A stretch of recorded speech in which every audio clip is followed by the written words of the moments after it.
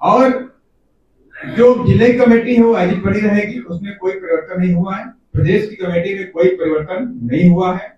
बड़ा हल्ला मचता है, ये हो रहा है, वो हो रहा है, क्या हल्ला मच रहा है? निर्णय तो बहन जी को लेना है। तो प्रदेश कमेटी एजिट है, विधानसभा जिला कमेटी एजिट है, पोलिंग बूथ और सेक्टर कमेटी में कोई परिवर्तन नहीं है। लेकिन बस विधानसभा में जो प्रभारी आपने लगाए हुए थे वो पूरी तरह से खत्म कर दिए, भंग कर दिए गए। और जिले के प्रभारी थे, कहीं 3 कहीं 4 लगे हुए थे, वो पूरी तरह से भंग कर दिए गए। अब कोई भी जिला प्रभारी नहीं है। इसके साथ ही माननीय बहन जी ने कहा कि आप पूरे प्रदेश को 6 से 7 जो भी डिस्टेंस वाइज जो जिले होंगे उस जिले के हिसाब से, कहीं 5-5 जिले हैं तो 8-10 जिले, दूर दूर हैं तो 6-5 जिले लेकर के आप जोन बनाएंगे। माने कि आपके प्रदेश में 55 जिले हैं, 55 जिलों के हिसाब से पूरे प्रदेश को अब 3 जोन नहीं, 4 जोन नहीं, 9 जोन में डिवाइड किया गया है। टोटल 9 जोन, और 9 जोन को 3 से 4 जोन के इंचार्ज काम संभालेंगे। 3 से 4 जोन के इंचार्ज बनाए जाएंगे। और इसके साथ ही अब जिले के जो प्रभारी का जो पद है, अब जिले का जो प्रभारी होगा वो अब जिले में 2, 3, 4 नहीं होंगे। आपके जिले में जितनी विधानसभाएं हैं उतने जिला प्रभारी बनाए जाएंगे। माने कि अगर आपके जिले में 6, मुरैना में 6 विधानसभाएं हैं तो वहां 6 जिला प्रभारी बनाए जाएंगे। ग्वालियर में कितनी विधानसभाएं? 11। 6 ग्वालियर में विधानसभाएं हैं तो 6 ग्वालियर में भी जिला प्रभारी बनाए जाएंगे। दतिया में 3 विधानसभाएं हैं मेरी समझ से, तो 3 बनाए जाएंगे। और भिंड में कितने हैं? 5 विधानसभाएं हैं तो 5 बनाए जाएंगे। और शिवपुरी में कितनी विधानसभा है? 5, वहां भी 5 वहां बनेंगे। अशोकनगर में, गुना में 3, 4, तो 3 और 4 वहां उसी विधानसभा के हिसाब से वहां के जिला प्रभारी बनाए जाएंगे। अब बात यह आती है कि जिला प्रभारी बनाने के बाद इसका काम क्या होगा। इस बात को नोट करने, जिला अध्यक्ष लोग नोट कर लें, जिला प्रभारी का काम होगा। जिला प्रभारी का काम ये होगा कि जिस विधानसभा का आपको जिला प्रभारी बनाना है उसी संबंधित विधानसभा का वो वरिष्ठ पार्टी का कार्यकर्ता रहने वाला होना चाहिए। उसके पास कम से कम मोटरसाइकिल तो होनी चाहिए और गाड़ी में तेल भी होना चाहिए। तो लगे मोटरसाइकिल तो है, तेल ही नहीं, तब भी बात नहीं बने। माने कि गाड़ी, छोटी मोटी गाड़ी साधन हो और उसमें चलने भर का ईंधन हो, समय भी होना चाहिए और कैडर देने की क्षमता भी होनी चाहिए। 3 चीजें उसके पास होनी चाहिए: साधन, चलने लायक, कैडर देने की क्षमता और समय। माने कि किसी पास अच्छा कैडर भी है, गाड़ी वाड़ी भी है उसके पास, लेकिन समय देगा नहीं आपको। इस समय नहीं देगा तो बात खराब हो गई। उसे ही जिला प्रभारी बनाना है जो उस विधानसभा का, उसके पास समय भी हो, उसका छोटा मोटा साधन भी हो और कैडर देने की क्षमता भी। 3 चीजें उसके अंदर होनी चाहिए। अब उसका काम क्या होगा? उसका काम होगा कि वो अपनी विधानसभा में अगर देखेगा कि वहां विधानसभा कमेटी अच्छी बनी है तो कोई बात नहीं है, उस टीम के साथ काम करेगा। अगर वो विधानसभा कमेटी निष्क्रिय है, वहां कोई है ही नहीं, तो नई टीम बना देगा। नई टीम किसके साथ बनाएगा? जिला अध्यक्ष जिला कमेटी को बुला करके वहां पे नई विधानसभा की टीम को बनवाएगा। टीम बनने के बाद उस विधानसभा टीम के साथ में जिला प्रभारी, सेक्टर कमेटी और पोलिंग बूथ कमेटी बनाएगा। उसके बाद का काम है कि अब जिला प्रभारी हर सेक्टर पर एक कैडर कैंप का आयोजन करेगा।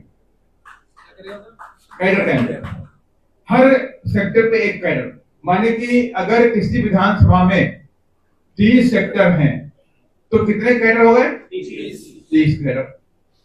और किसी विधानसभा में 35 सेक्टर हैं तो कितने हो गए? 35 कैडर। माने कि जितनी कैडर आपके विधानसभा में है, सॉरी सेक्टर हैं, उतने कैडर उस विधानसभा में कंपलसरी है। अब करना कैसे? इसको करना यह है कि उस जिला प्रभारी के पास एक रजिस्टर दिया जाएगा। वो रजिस्टर लेगा, जिला अध्यक्ष की जिम्मेदारी है कि अपने अपने जिला प्रभारियों को एक रजिस्टर देंगे, ठीक है? उसके ऊपर लिखा होगा फला फला विधानसभा। उसके बाद उस रजिस्टर को लेकर के वो उस विधानसभा कमेटी के साथ में मिलकर के, उस सेक्टर कमेटी के साथ में मिलकर के वहां पर कैडर लगवाएगा और कैडर बंद जगह पे होगा। और कैडर में क्या करना है? जो 10 पोलिंग बूथ है 10 पोलिंग बूथ को मिला करके हमारा एक सेक्टर बनता है। तो उस 10 पोलिंग बूथ में से जो पार्टी के जो कार्यकर्ता हैं, जो पोलिंग बूथ कमेटी है, सेक्टर कमेटी है, उनको बुलाएगा। माने कि अगर 5 लोग हमारे पोलिंग बूथ पर एक लोग होते हैं तो कितने हो गए? 50 हो गए। और हमारे करीब करीब 8-10 लोग हमारे सेक्टर टीम को हो गए, तो 5-50 के 60 लोग मोटे मोटे हो गए, नहीं हो गए? अब क्या करना, इन 10 पोलिंग बूथों पर से 10 पोलिंग बूथ हैं, हर पोलिंग बूथ से 50 से 60 लोगों को आइडेंटिफाई करना है। 50 से 60 माने कि जो बहुजन विचारधारा से संबंधित हो, ओबीसी के लोग हो, एससी के हो, एसटी के हो, माइनॉरिटी के हो, ऐसे लोगों को चिन्हित करना है और उन्हें अपनी बातों में मिला करके उनको उस कैडर कैंप में लेकर के आना। माने कि अगर आप 50-60 ले आए तो कितने हो गए? 50 ले आए तो 500 हो गए, नहीं हो गए? 50-60 आपके कार्यकर्ता हो गए, 500 लोग हमारे समाज के ही हैं। मान लीजिए कोई सरपंच रहा है, पूर्व सरपंच है, जिला पंचायत में रहा है, बीडीसी में रहा है, और कोई ओबीसी का भी साथी जो बहुजन विचारधारा से है, उसको लेकर के आ गए। ठाकर समाज का है, दुर्गा समाज का है, आपको मालूम भी है, पुराना आदमी अभी भले कहीं किसी पार्टी में चला गया, लेकिन हमारे साथ से पहले एक जमाने में था। तो ऐसे सभी लोगों को इन्वाइट करना है, उनकी लिस्ट बनाना है, इन्वाइट करके उनको उस कैडर कैंप में लेकर के आना। फिर वहां पर कैडर होगा, बीएसपी की विचारधारा, बाबा साहब के संघर्ष, उनकी विचारधारा, महात्मा फुले की विचारधारा, साहू की विचारधारा, इसके बारे में बात करेंगे। उसके बाद माधव कांशीराम साहब के संघर्ष, आलिया बहन जी के संघर्ष के बारे में बताने का करेंगे। और फिर बताएंगे कि बीएसपी की जरूरत क्यों पड़ी, बीएसपी बनाने की जरूरत क्यों पड़ी, और बीएसपी की सरकार क्यों जरूरी है, बीएसपी क्यों बनानी पड़ी, बीएसपी की सरकार क्यों जरूरी है। और तीसरा पॉइंट आप बताएंगे कि बीएसपी को पैसा भी देना क्यों जरूरी है। बीएसपी को उसने मजलूम पार्टी के कार्यकर्ता उनके पैसे से, खून पसीने के पैसे चलने का काम करती है। ये हमारे लिए गर्व का क्षण होना चाहिए। किसी को बेइज्जती हमें महसूस नहीं होनी चाहिए कि आप पैसे लेके जा रहे हैं, पैसा मांगने वाले के बाद। चाहे तो मानव कांशीराम साहब भी बोल देते कि जैसे समाजवादी पार्टी चलती, जैसे कांग्रेस चलती, जैसे बीजेपी चलती है, उसी तरह का कोई सिस्टम बना लेते। भाई सब पार्टी जैसे चलती है वैसे हमारी पार्टी चलेगी। लेकिन हमारी पार्टी की विचारधारा अलग है, देखिए हमारी पार्टी की सोच अलग है। देखिए वो उस नदी किनारे, हम दूसरे नदी किनारे हो, हम कभी आपस में मिल नहीं सकते। जब हम मिल नहीं सकते, हमारी विचारधारा भी एक नहीं हो सकती। अगर हम धन्ना सेठों से पैसा लेंगे, जब हम पावर में आएंगे तो धन्ना सेठ हमारे पे इशारा भी करेंगे। मानो कांशीराम साहब कहते थे इशारा। तो आप धन्ना सेठों से पैसे लेके काम करोगे, तब जब सरकार बन जाएगी तो वही धन्ना सेठ उन पर हावी हो जाए। लेकिन मानव सिंह कांशीराम साहब ने कहा नहीं, हम जब भी सरकार में आएंगे, हम इस देश के दबे कुचले मजलूमों, दलितों, पिछड़ों और आदिवासियों के लिए काम करेंगे, ना कि धन्ना सेठों के साथ कोई काम करेंगे। ये हमारे लिए गर्व का क्षण होना है।